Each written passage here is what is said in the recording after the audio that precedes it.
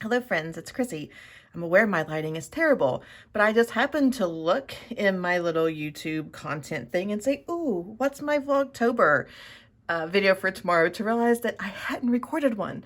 So it is currently 6:30 on Monday evening, and I'm hoping to get this done before I totally lose my light. But if it's sad and dark, know that I tried. We were out of town this weekend. My husband competed in an Irish dance competition where he got on the podium on the second day, which is really exciting. So yeah, Vlogtober has not been in the front of my mind for the past 5 days, and that shows, but I'm here. So today we are doing I don't know if there's been an official hashtag for it yet, but the tarot game of Clue. I first saw this on from the creator Something Starts Ringing Tarot, and I've seen it pop up several places since then. I love when we see the community rally around a small channel. That just makes me so happy, because I still feel very new and very green myself. So I love how we rally. This activity originally comes from the Tarot Playbook by Lynda Cowles. This is a great little book that has 78 ways. It's not really little. I mean, I don't know why I said little. It has 78 ways to bond with your deck. They may or may not be reflective or predictive. A lot of these are games, and I really I really like it. You may see a lot of these for Tarot-tober, because my life feels really boring for the rest of the month. So it is what it is. Let's talk about Tarot Clue. So if you want to play this game, we will start with 8 piles. We'll have the majors along the top sorted by suit. So I'm sorry, I said majors. I meant court cards. So we have the cups courts, the pentacles courts, the swords courts, and the wands courts. We have death on the far left of the bottom row, all of the minors, all of the aces, all of the majors. This is so fun. I decided to use a tarot for the mystical moments, which lives in this bag that I love so much, even though I hate birds. When I did this with my tarot group that I lead once a month, that's part of my membership program, I use the fun one by Chris Ann, Curious Creatures, and it was a lot of fun. I gotta stop talking because I can tell I'm losing my light. So someone has been killed.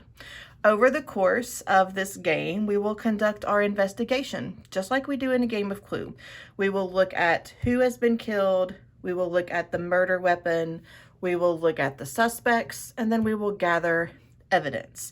The game will end by the cards telling us who done it. So let's do this little tarot game of who done it. So we'll start with the stack of the majors, and we'll shuffle our majors to see who has been killed.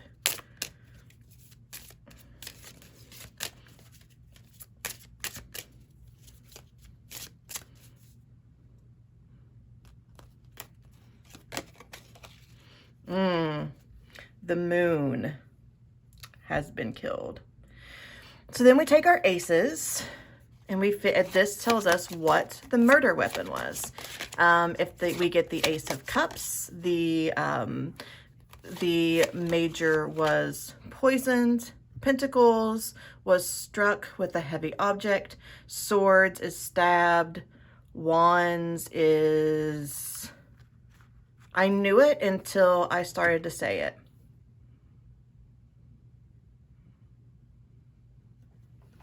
Let me get my cheat sheet, because I've totally forgotten.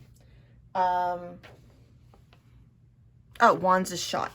So poisoned, blunt objects, stabbed, or shot. So this is a very small little pile here, but we shuffle our aces. And the murder weapon, the Ace of Cups. So since it was poison, we know that it's one of the cups. So we can take away our other court cards. And we're going to investigate the Page, the Knight, and the Queen of Cups.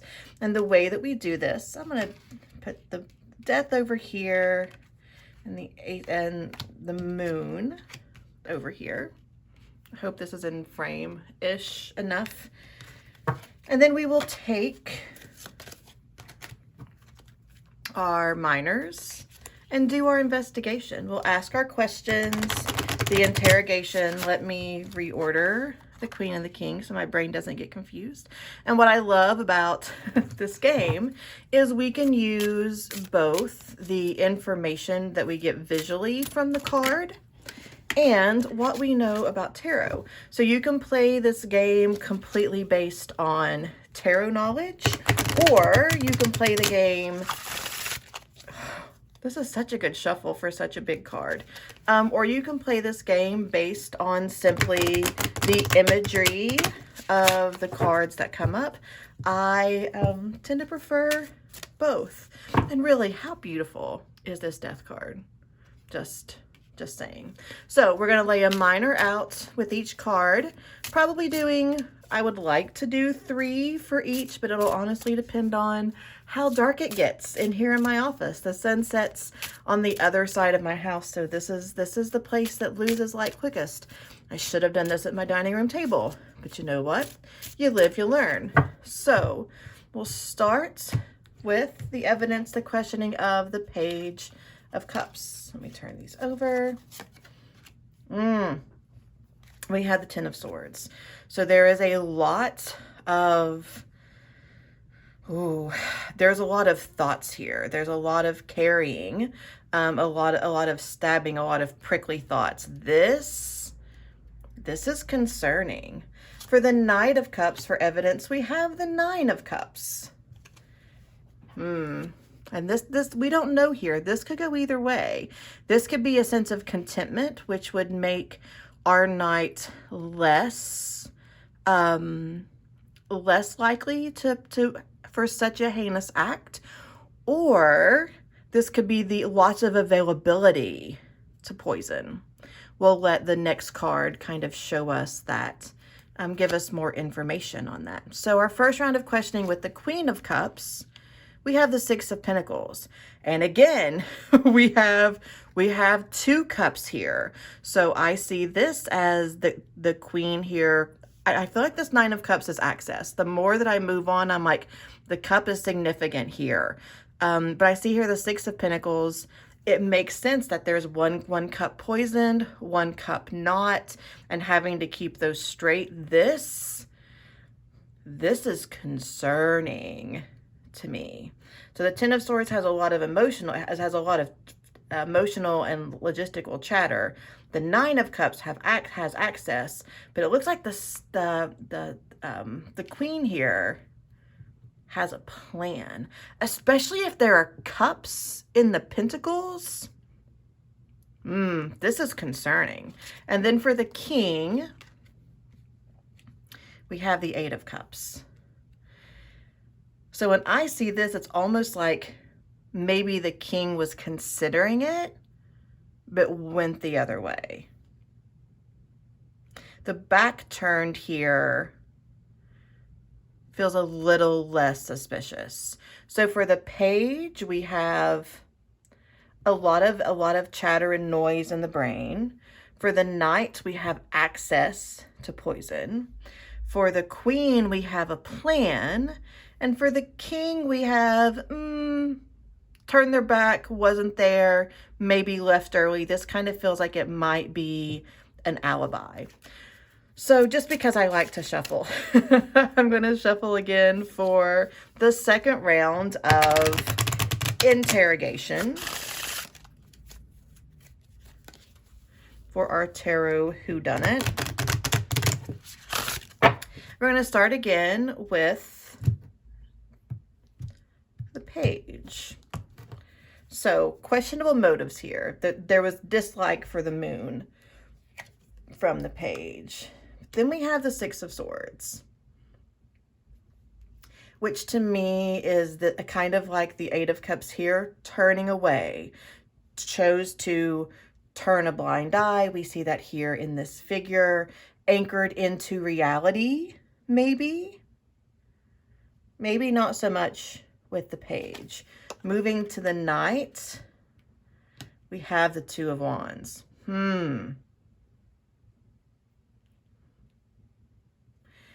Has the access and considers it, right? So there's this thinking about what could be gained, what could be lost, this planning, this prep.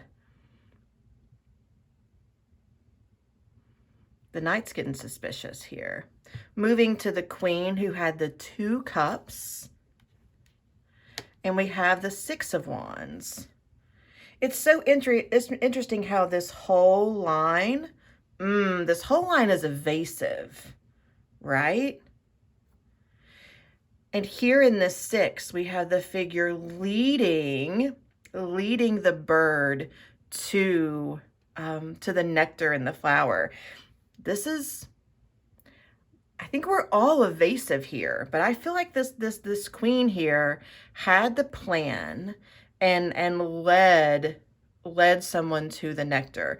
But we have the access and the plan here in the Knight as well. Let's give it the last round for the King, and we have the Ten of Cups. So the King had an alibi. The King was in the garden. That's how I read this. The King had walked away. The King had an alibi. The King is in the garden. I am going to take the King out as a suspect based on those two cards.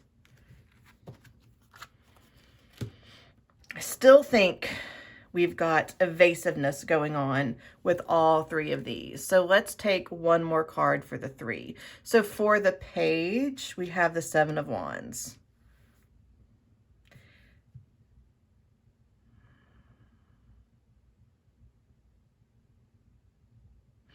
I read this. We'll see how it goes, how my gut continues to develop.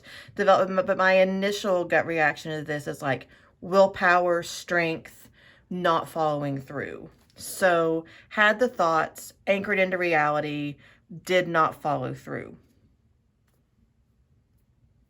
I need to bring these back just so I can have these for the picture, don't I? Talking to myself. So for the Knight, we have the Six of Cups. Had access, looked to make a decision, but thought back to their childhood, thought back to happy memories. Not necessarily happy, but went back to memories.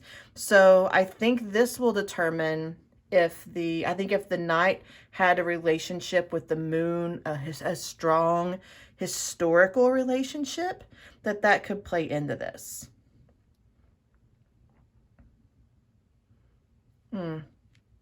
Let's look at the Queen. For the Queen, we have the Seven of Swords. The Queen has something that she needs to protect. The Queen feels threatened.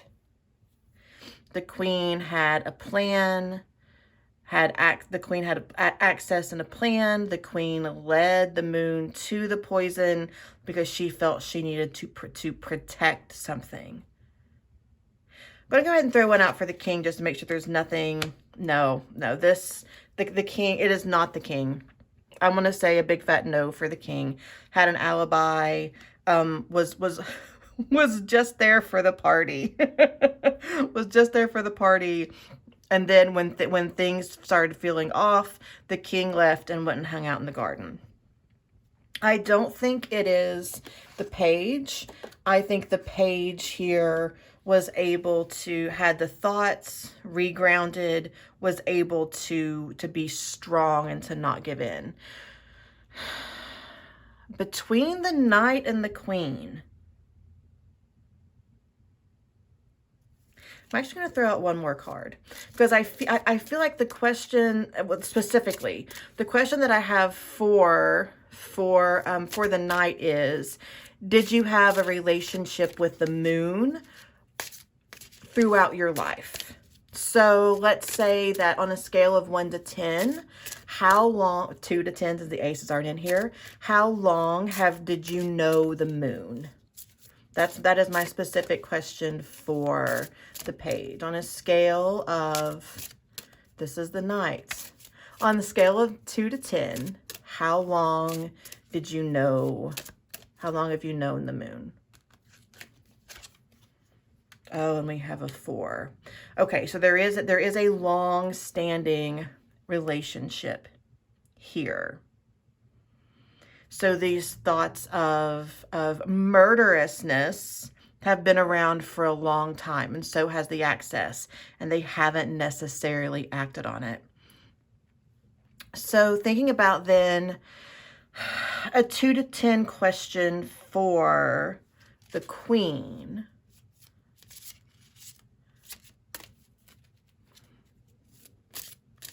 How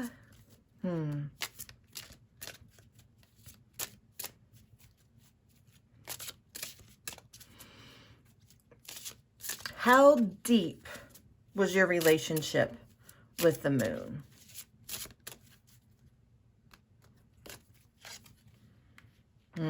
Oh, we have a 3, but it's the 3 of Swords. So it is full of rot, full of conflict, full of feeling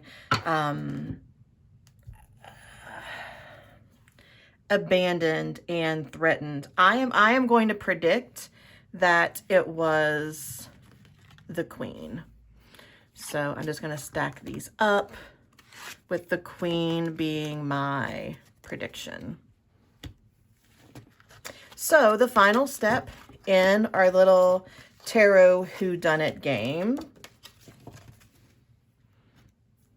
is we bring death back into the majors,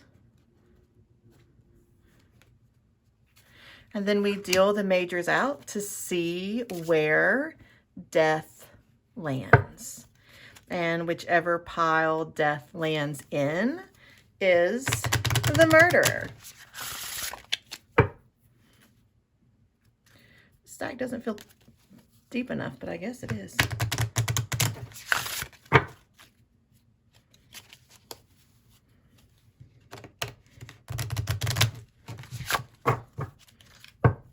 Sorry, I bent them. I have to bend them back.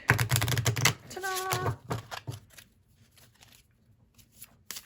All right, so we're going to lay out the cards, the majors, one at a time until we get to death. Was not, I'm going to do it this way. Move this up a little bit. Was not the page. Well, so far.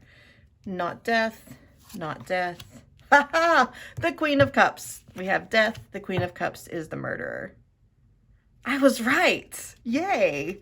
How fun was this, friends? If you enjoyed this, let me know. I would love to share more of the activities in the Tarot Playbook to give me ideas of things to do. I think this is really fun. I've done this 3 times.